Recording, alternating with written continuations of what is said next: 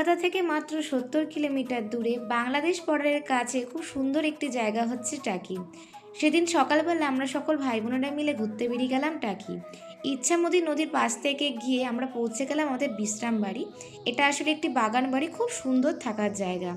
সেখানে পৌঁছেই আমাদেরকে দেওয়া হলো 1 কাপ গরম গরম চা। এরপরেই থালপাতার থালায় দুপুরের খাবার খেয়ে একটা টোটো নিয়ে আমরা বেরিয়ে পড়লাম ঘুরতে। প্রথমেই গেলাম 10 টাকা টিকিট কেটে গোলপাতার জঙ্গল, এটাকে মিনি সুন্দরবনও বলা হয়। তারপরে গেলাম জোড়া মন্দির, ঘোষবাবুর বাড়ি।